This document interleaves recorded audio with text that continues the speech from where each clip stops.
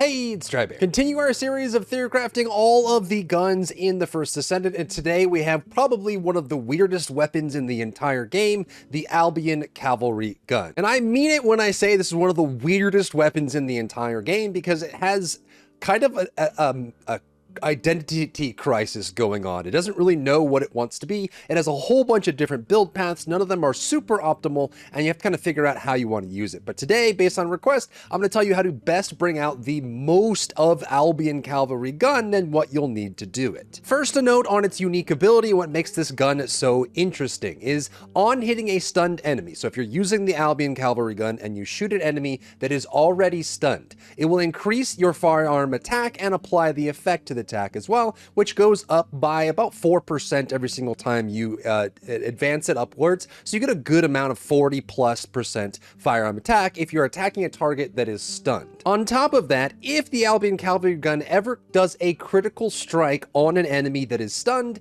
it will apply another stun to the enemy, which means that if you have high enough critical strike chance and enough levels on the Albion Cavalry gun, you can actually stun lock most monsters in the game by just running bullets into them, which not only makes the fight safer for you and for your teammates, but also gives you a lot of uptime on that firearm attack buff. But herein lies the problem with the Albion Cavalry gun. It has a base firearm critical hit rate of 7% and a base firearm critical hit damage of 25% over normal. It's 125% scalar for the crit damage, which means that getting the crit rate up on this is going to take a lot of extra stat economy to raise this, because we know that it is a multiplicative value. When you put 10% firearm crit rate on a weapon, it will scale the base value by that amount, which means if it starts low, you get less value every time you put firearm crit rate on it, but we need firearm crit rate in order to activate its passive and keep it flowing. On top of that, I talked about this in my machine gun general build video, going over the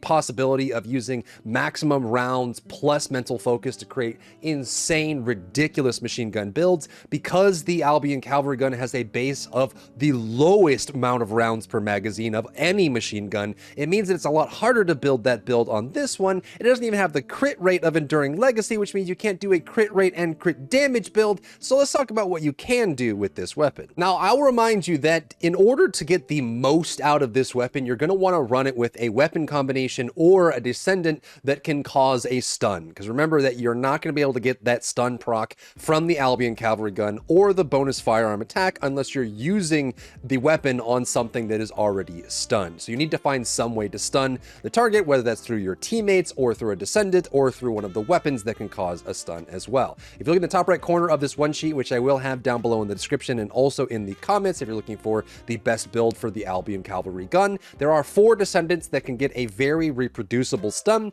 They are Ajax, Sharon, and Glay are part of their base kit. You can use their abilities for stun regularly, and you can also run a red Transcendence mod for Kyle in order to put a stun on his charge attack, which means that you can start the chain of stun locking with the Albion Cavalry gun if you use one of these 4 Descendants. But since I'm all about having options and variety, especially when you're playing a game you're going to be playing for hours and hours and grinding, you want to have comfort, play the game you want to. If you don't want to play one of the Descendants, but you really do like the Albion Cavalry stun lock gun, you can run it along with the Last Dagger, which has a reproducible way to trigger stuns on an enemy. So what you would do is you would run the Last Dagger until you get patience stacks, expend the patience stacks to cause a stun on the enemy, then switch over to the Albion Cavalry gun and start spamming on that 3-second stun duration, and you'll be able to upgrade both the Last Dagger and the Albion Cavalry gun to run them together, which will give you that closed loop that you're looking for in the gameplay of this weapon. Now, if you wanted to, you could still run the maximum rounds mental focus build on this weapon. It's just going to be worse than all of the other machine guns,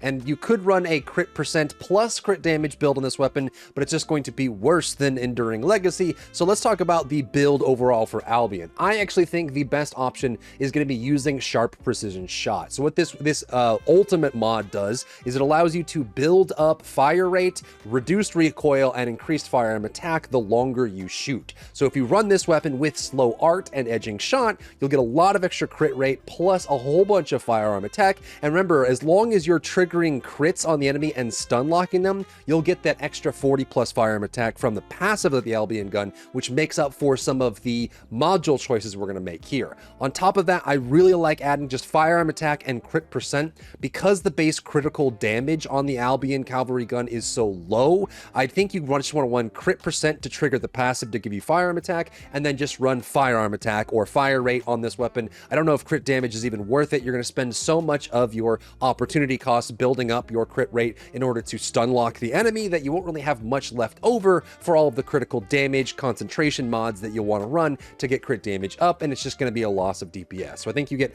just enough crit percent in order to regularly trigger that buff, and of course the higher level, the higher ascendance you have on your Albion Cavalry gun, the longer duration the stun is going to be, which means that you get a lot more value and uptime of each one, and you have more time to proc more. Because it is a machine gun, it does still scale well with elemental swapping if you wanted to run that as an option. So you run an attribute enhancement, fire enhancement, electric enhancement. You run an attribute gun barrel, which gives you more damage on that element, and then you make sure to swap those two modules out every time you face an enemy that's weak to a specific element. But you get just about the same efficacy if you wanted to run sharpshooter or weak point insight or just weak point in general. There's another option here, especially if you're not going to run one of the 4 Descendants that have the regular reproducible stun, or even Last Dagger, is you could run the mod Lethal Finish, which allows you to get a critical strike almost guaranteed every 3 to 4 seconds as long as you're killing enemies. The way this works is that you fire out a round, it has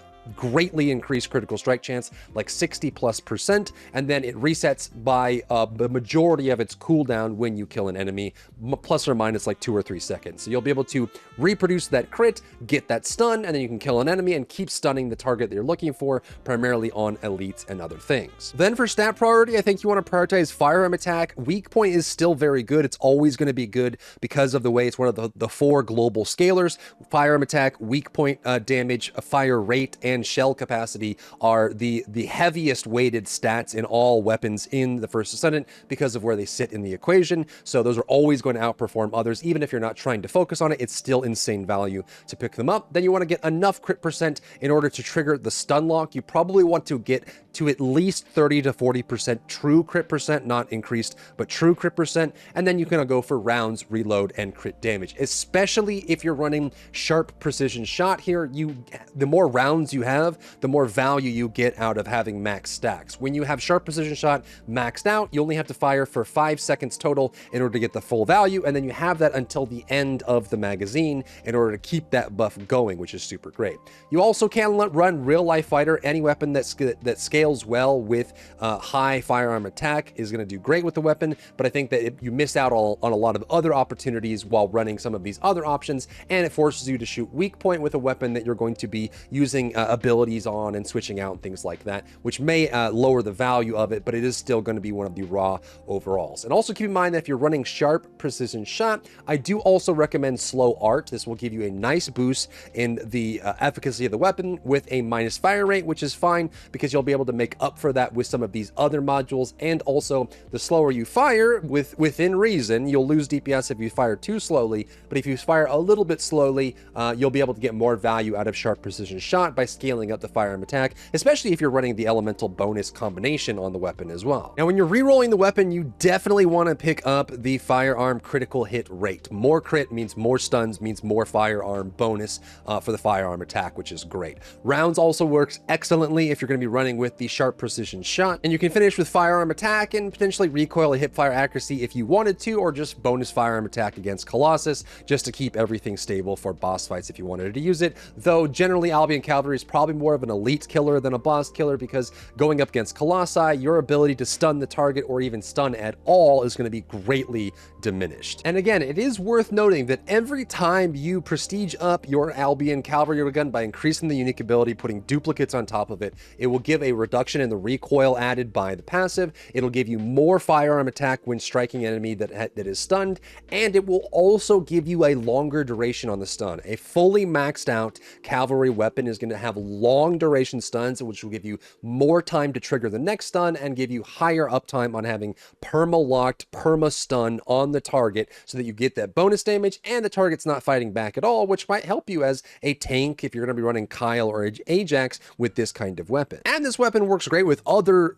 Descendants as well. Like I said, as long as the target is stunned, you get the benefit. So if you're running with a Sharon or you're running with a Glay, even if the Glay, because Glay will stun no matter what when she uses her ability, even if she's doing damage elsewhere, so you'll get bonus damage of that, which could trigger your chain. You could also run with an Ajax in your party, and when he stuns, you'll be able to get benefit out of that. So if you are running in a group, the Albion Cavalry gun starts getting more value as long as you're running with people that are going to be stunning the target overall. Now, if you ask my opinion, I would say probably one of the other MGs with an elemental bonus is going to give you a lot more damage overall, and you'll probably get a lot more damage from Enduring Legacy as well as a machine gun option. But this one is super unique and interesting because it creates a play style like none other, and you can also be more of your CC'er tank within a group. So if you have a group of 4 people that you farm with all the time, or you want to do hard fights with, being a Kyle or Ajax main with this weapon, or even if you want to run with like a Sharon who has tons of stuns in her kit, you can cause lots and lots of stuns, and of course you're going to get more bonus